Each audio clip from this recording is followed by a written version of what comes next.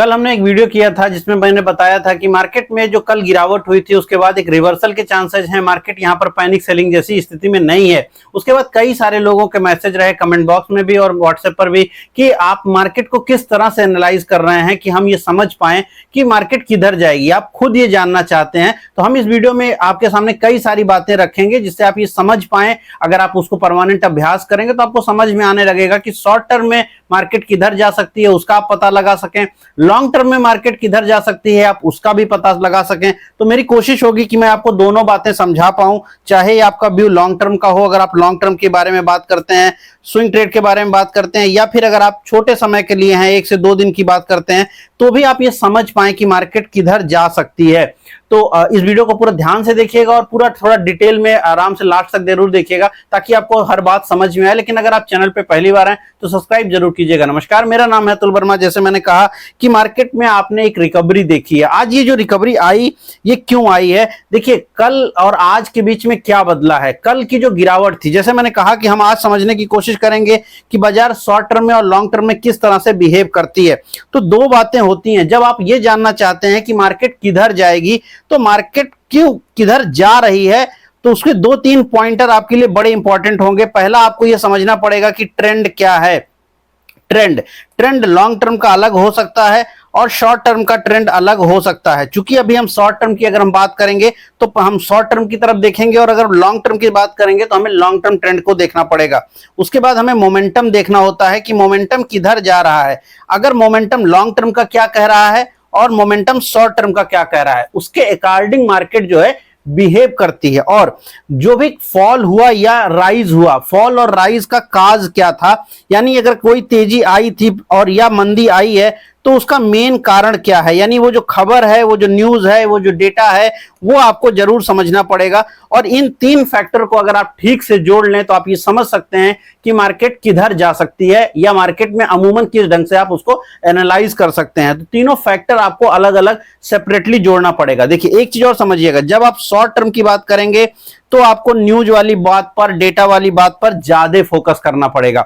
लेकिन जब आप लॉन्ग टर्म की बात करेंगे, लॉन्ग टर्म का मतलब यहां हम 2-4 साल की बात नहीं कर रहे हैं, एक स्विंग ट्रेड के हिसाब से समझ रहे हैं। अगर 20 दिन, 25 दिन, महीना, 2 महीना, 3 महीना, 5 महीना की बात करें तो वो यहां के लिए लॉन्ग टर्म है।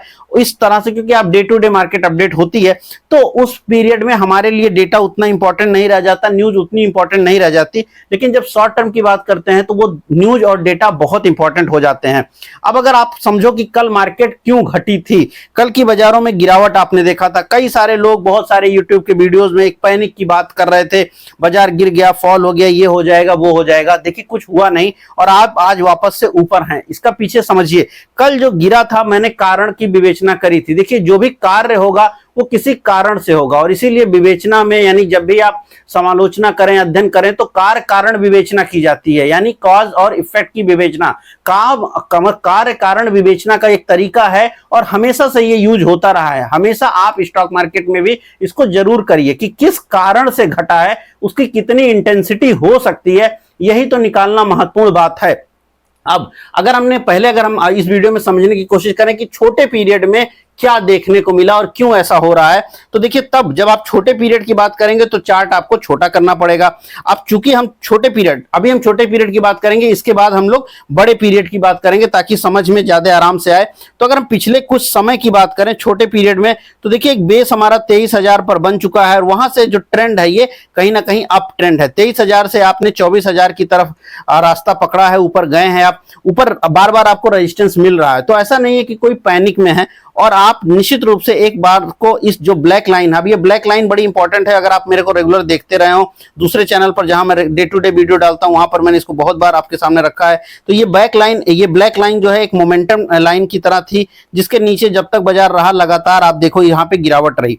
लेकिन जब से इस ब्लैक लाइन के ऊपर आप आए हैं तो चूंकि मोमेंटम अब शिफ्ट हुआ है तो उसके बाद अब धीरे धीरे करके आप ऊपर की तरफ जा सकते हैं। तो शॉर्ट पीरियड में हम अभी लॉन्ग टर्म का बात करेंगे तो उसको फिर से डिटेल करेंगे, लेकिन शॉर्ट टर्म की बात की जाए तो बाजार धीरे धीरे करके ऊपर की तरफ गया है। और कल जो गिरावट हुई है उसका मेन कारण क्या था, ब्याज दरों में बढ़ोतरी की उम्मीद करना। लेकिन मैंने कल आपको बहुत स्पष्ट रूप से समझाया था कि भले ब्याज दरों में बढ़ोतरी की उम्मीद आप करें, ब्याज दर ऊपर जा सकती है अगर अमेरिका में जा भी रही है, लेकिन हमारे लिए पॉजिटिविटी क्या थी, डॉलर हमारे लिए प्रॉब्लम नहीं कर रहा है। 94 पर हमारा रुपया आ गया था। क्रूड हमारा जो है 77 पे ट्रेड हो रहा थी, हमारे लिए अच्छी बात थी। गोल्ड में कमी हुई थी, ये अच्छी बात थी।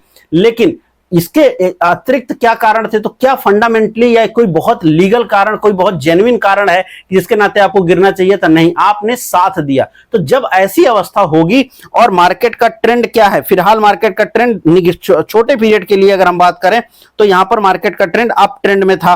अब अगर बाजारों का छोटे पीरियड का ट्रेंड अप ट्रेंड में है और आपको कारण समझ में आ गया कि ये बहुत ही छोटा पीरियड का कारण है, इसमें कोई दम नहीं है, तो निश्चित रूप से आप उसके रिवर्सल देखने की प्रक्रिया अपनाएंगे। अब यहीं पर एक चीज और समझने की बात है। आज दिन के दौरान मैं लगातार कहता हूं कि आप मेरे को चाहे तो व्हाट्सएप पे फॉलो कर लीजिए, चाहे तो आप हमें जो है अलग अलग प्लेटफॉर्म पर, बेसिकली मैं ट्विटर पे ज्यादा एक्टिव रहता हूं तो वहां आप फॉलो कर लीजिए। अगर आप मेरे व्हाट्सएप पर हैं, वहां पर भी हमने करीब करीब 10:30 बजे के आसपास हमने बता दिया था, 10:16, 14, 17 मिनट पे। और ट्विटर पे भी अगर आप देखेंगे तो मैंने आपको 10:14 पर एक आपके मैसेज किया है, जहां पर जो न्यूज उस समय तो आ गई थी, ये मीडिया में बहुत कम जगहों पर थी, कि आरबीआई की एक रिपोर्ट आई है और उस रिपोर्ट में उन्होंने ये कहा है कि उनको ये नहीं लगता कि आने वाले वक्त में जल्द में ही कोई जो है आपका महंगाई बढ़ेगी। अब अगर आरबीआई को ये नहीं लगता है कि महंगाई बढ़ने वाली है, तो कॉमन सेंस है कि आरबीआई जो है ब्याज दरों में बढ़ोतरी नहीं करेगा। इंडिया में यद्यपि कल जो गिरावट हुई थी वो फेड के ब्याज दरों की बढ़ोतरी की उम्मीद में हुई थी, लिक्विडिटी क्रंच के चक्कर में। लेकिन अगर आरबीआई रेट डाउन नहीं अप नहीं करेगा तो हमारे ब्याज दर तो ऊपर नहीं जाएंगे। अगर हमारे ब्याज दर ऊपर नहीं जाएंगे तो बाजारों के लिए पॉजिटिव प्रॉब्लम है, पॉजिटिव बात है, क्योंकि पैसे की प्रॉब्लम जो है उस केस में हमारे यहाँ नहीं पैदा होगी। तो ये चीज मैंने आपको 10 बजे के आसपास डाली। अब इसके बाद दिन के दौरान आपने क्या देखा? दिन के दौरान शॉर्टर पीरियड की हम बात कर रहे हैं, तो दिन के दौरान आपने क्या देखा है?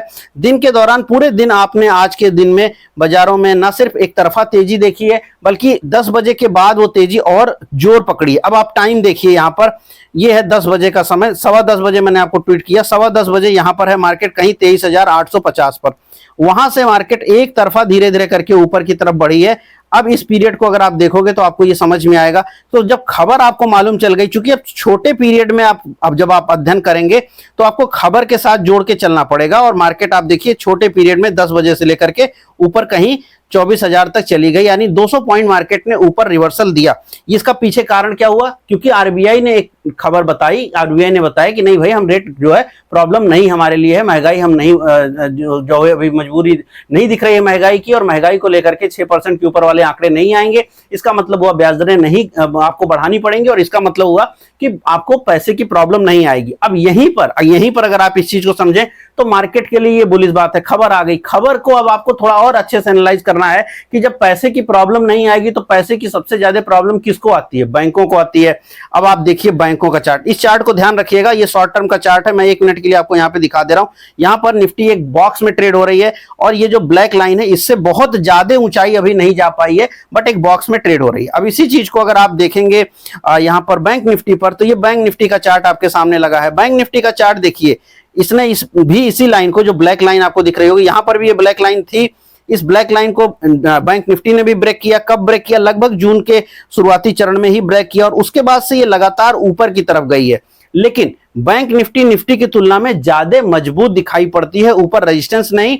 और आज आप देखो, जैसे ये खबर आई, चूंकि ये पूंजी को लेकर खबर है, तो बैंक निफ्टी ने अपने इस बॉक्स को, जहां भी हमने निफ्टी पे भी बनाया था, उसको ऊपर की साइड में ब्रेकआउट कर दिया। तो ये खबर का असर बैंक निफ्टी के ऊपर ज्यादा क्यों होगा? कॉमन सेंस है यार, पैसे की प्रॉब्लम सबसे ज्यादा बैंकों को है इस समय, और अगर पैसे की प्रॉब्लम नहीं आएगी, अगर ब्याज दरें ऊपर नहीं जाएंगी तो बैंकों को वो प्रॉब्लम नहीं आएगी, और अगर वो प्रॉब्लम नहीं आएगी तो बैंक निफ्टी ऊपर जाना चाहिए, वो ऊपर आपका ज्यादा गया। तो लीड कौन कर रहा है? पिछले अगर आप बाजारों को देखें शॉर्ट टर्म में, तो पिछले 15 दिनों में बैंक निफ्टी ने निफ्टी को लीड किया है, जहां पर बैंक निफ्टी 54,000 से करीब 58,000 पहुंच गया है। 4,000 पॉइंट का आपको यहां पे मूवमेंट मिला है।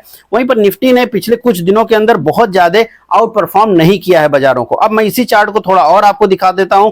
अब यहां पर आपको एक चीज दिखाई पड़ रही होगी, नेकलाइन जैसा फॉर्मेशन, ये इसको नेकलाइन बोलते हैं, जो लोग थोड़ा भी चार्टिंग समझते होंगे।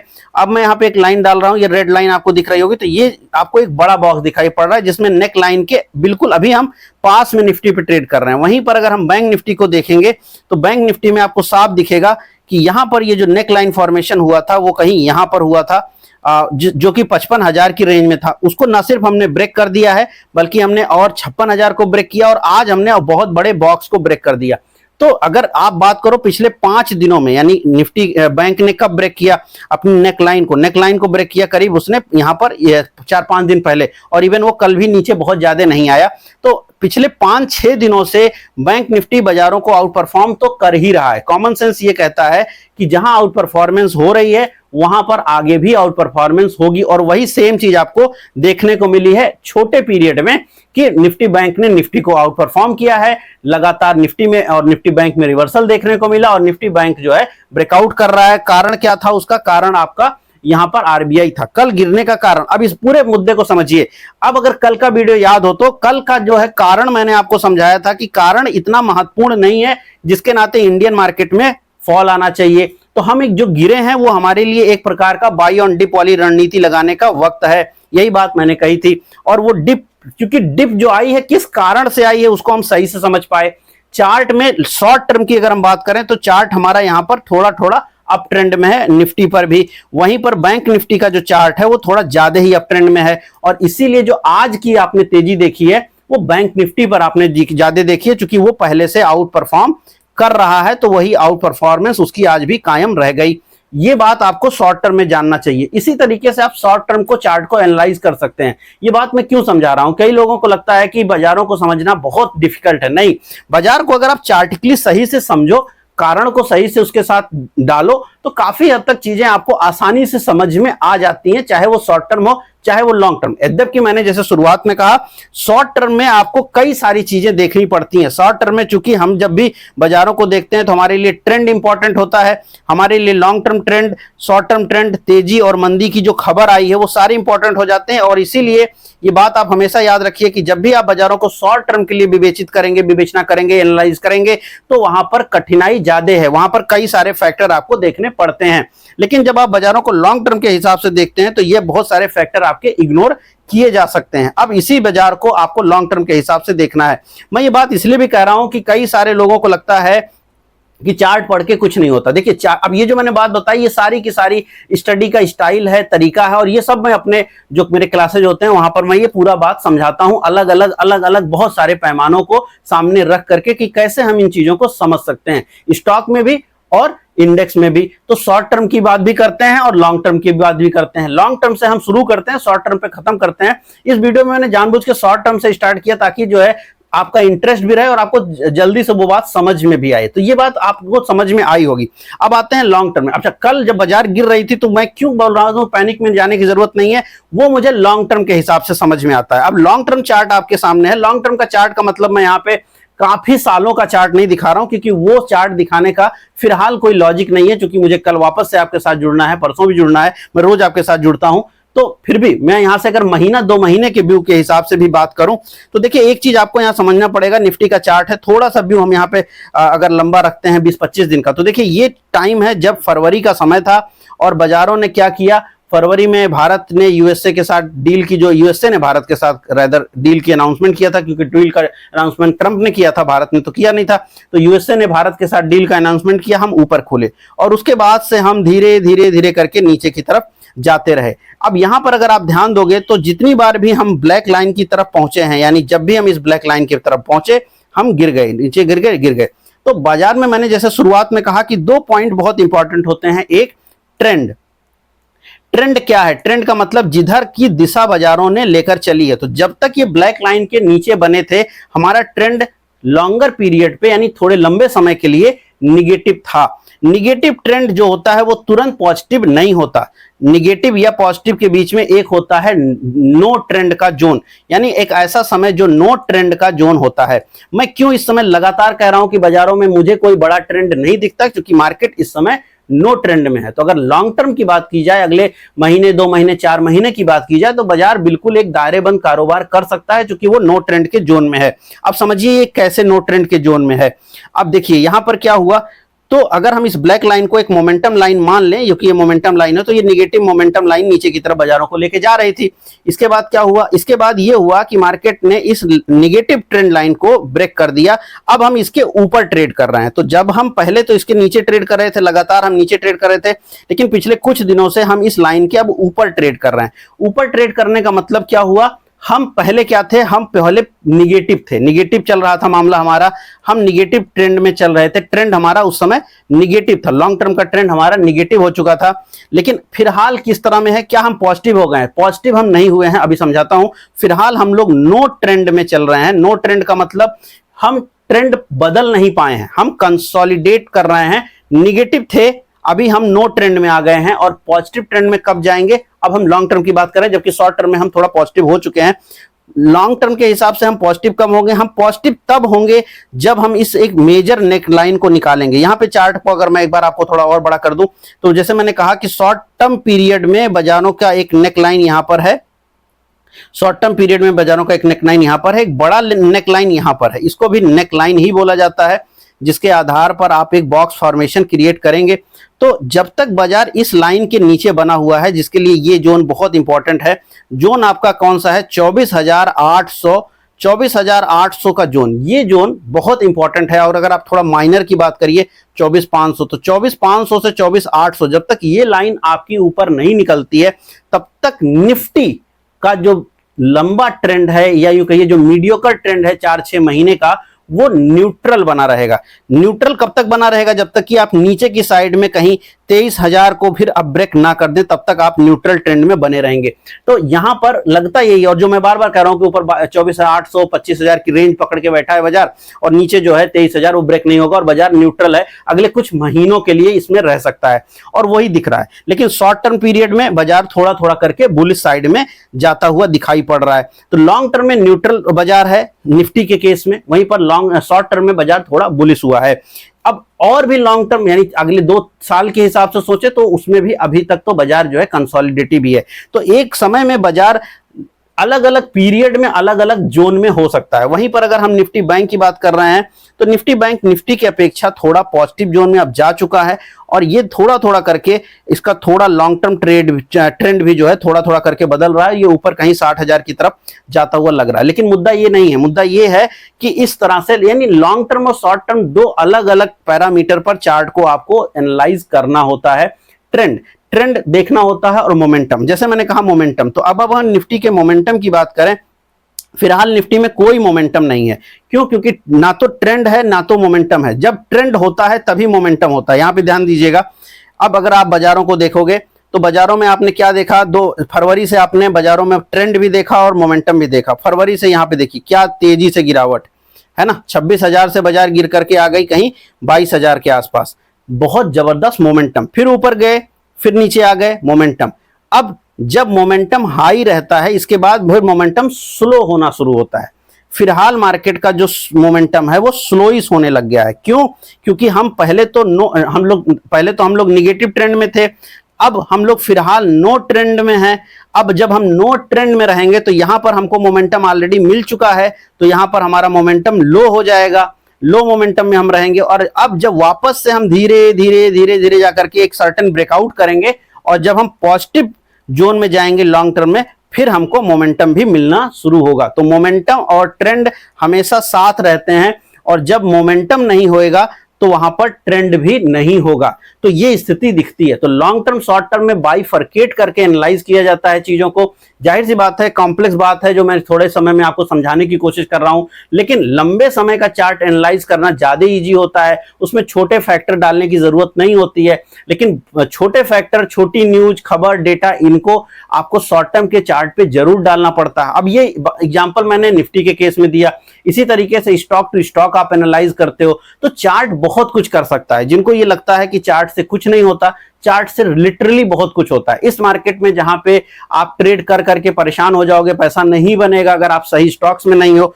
उसी मार्केट में आपको बहुत मौके भी दे रहा है वही चार्ट। अब अगर आप मार्केट में पैनिक करके कल बेच रहे हो, या इवन कल नहीं आज बेच रहे हो, जिन लोगों ने कल आज सुबह भी बेचा, उनका ट्रेड गलत हुआ और उसमें नुकसान होगा। मैं ये नहीं कर रहा हूं सिर्फ इंट्राडे, बहुत सारे इक्विटी वाले लोग जो कि पैनिक सिचुएशन क्रिएट करते हैं, यूट्यूब पे भी बात होती है कि 5 लाख करोड़ निकल गया, 50,000 करोड़ निकल गया, आदमी को एक डर पैदा होता है। मुद्दा ये है कि उससे कुछ हासिल नहीं होगा। हासिल तब होगा जब आप सही चीज को सही ढंग से एनालिसिस करोगे। ऐसा नहीं है कि मैं हमेशा बुलिश बात करता हूं, मैं बेरिश बात भी खूब करता रहा हूं, और जब बाजारों में गिरावट का ट्रेंड था मैं बेरिश था। इस पूरे जोन के पीरियड में मैं बाजारों में बेरिश था। तब लोग इस बारे में ट्रोल कर रहे थे कि आदमी तेजी की बात नहीं करता। देखिए, बात करने से कुछ नहीं होता, जो हो रहा है उसको बताना जरूरी है, जो हो रहा है उसको एनालाइज किया जा सकता है। हमारे कहने से बाजार थोड़े ना चलती है, जो बाजार चल रही है उसमें जो होने की उम्मीद है वो चीज हम आपके सामने एजुकेटिव पर्पज से लेके आ रहे हैं, उस चीज को समझाने की कोशिश कर रहे हैं। आज बैंक निफ्टी ज्यादा बुलिश लगता है तो इसका यह अर्थ नहीं है कि जिंदगी भर बैंक निफ्टी बुलिश रहेगा। फिलहाल जो खबरें आ रही हैं वो बैंक निफ्टी के पॉजिटिव है। अब अगर आप मेरे रेगुलर व्यूअर हो तो आपको याद होगा मैं बार बार आरबीआई की न्यूज को आपके सामने रखता रहा हूं, कई सारी न्यूज, और उसको समअप भी मैंने किया था अभी 3-4 दिन पहले, आई थिंक संडे या सैटरडे की वीडियो में, कि आरबीआई बहुत कोशिश कर रहा है, चाहे वो डॉलर स्वैप करके, स्वैप की शुरुआत की थी $5 बिलियन की, याद होगा आपको, जिसमें से $5 बिलियन में से करीब $2 बिलियन का स्वैप हो गया है, अभी भी $3 बिलियन बचा है। आरबीआई ने बहुत कोशिश करी है, इवन उन्होंने नया कैटेगरी लॉन्च किया है जिसमें व्यक्तिगत लोग जो है, यानी जो इंडिविजुअल फॉरेन इन्वेस्टर्स हैं, यानी IFI, उन्होंने एक नई वर्जन उसका चालू किया है, वो इंडिया में अब इन्वेस्ट कर सकते हैं।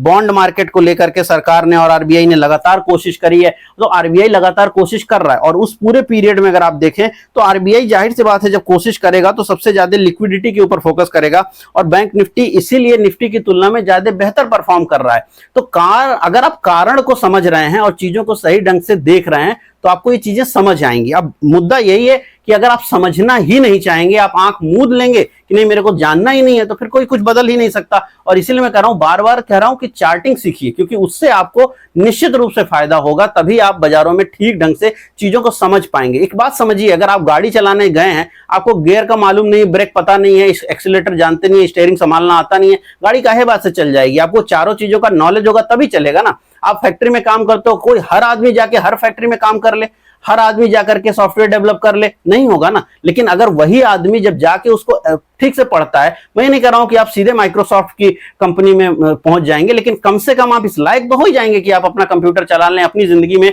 बेहतरी ला लें। तो अपनी जिंदगी में बेहतरी का ही तो आपका उद्देश्य है बाजारों से। तो अगर वही उद्देश्य है तो सीखिए, समझिए, सीखिए, ताकि आप सही समय पर सही चीजों की जानकारी ले सकें। जब गिर रही हो बाजार तब आप समझ पाए कि अभी और गिरेगी क्या, अगर बढ़ रही है तो आप समझ पाए क्या बढ़ेगी, और अगर नहीं बढ़ रही है और गिर रही है तो आप समझ पाए कि क्या यहां से रिवर्सल होगा। सारे मुद्दे समझने डिफिकल्ट हैं, लेकिन अगर आराम से समझे जाएं तो वो काफी इजीली समझ में आते हैं। ऐसा बात नहीं है कि वो समझ नहीं आता। और चाहे इन्वेस्टिंग करिए, चाहे स्विंग ट्रेडिंग करिए, हर जगह पर आपको अलग अलग स्ट्रेटजीज की आज की डेट में जरूरत है। अलग अलग स्ट्रेटजी का सही उपयोग करके आप बाजारों में पैसा बना भी सकते हैं और बचा भी सकते हैं। और जाहिर सी बात है, मैं आपको ये बात इसलिए भी बता रहा हूं क्योंकि मेरी क्लास 2 तारीख से स्टार्ट हो रही है। लेकिन अगर आप नहीं भी मुझसे जुड़ना चाहें तो खुद से सीखिए, बट सीखिए, लिटरली सीखिए, और गलत आदमी से मत सीखिएगा कि आपको गलत जानकारी दे दे। आप सही जानकारी लीजिए, खुद से पढ़ के लीजिए, या फिर जैसे भी हो। और अगर आप मेरा सहायता लेना चाहते हो तो मेरे साथ आप ज्वाइन कर सकते हैं।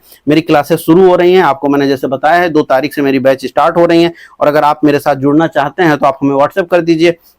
व्हाट्सएप करेंगे तो आपको हमारी तरफ से रिप्लाई मिल जाएगा, और वहां पर जो है आप हमसे जुड़ सकते हैं। व्हाट्सएप करके आप इस नंबर पे मुझे व्हाट्सएप कर दीजिए और आपको जो है नंबर जानकारी मिल जाएगी सारी की सारी। तो अगर आप मेरे से जुड़ना चाहते हैं जरूर जुड़िए, सीखिए, समझिए, आपको काफ़ी कुछ मिलेगा जानने के लिए। मार्केट इतनी कॉम्प्लेक्स नहीं है कि उसको किया नहीं जा सकता।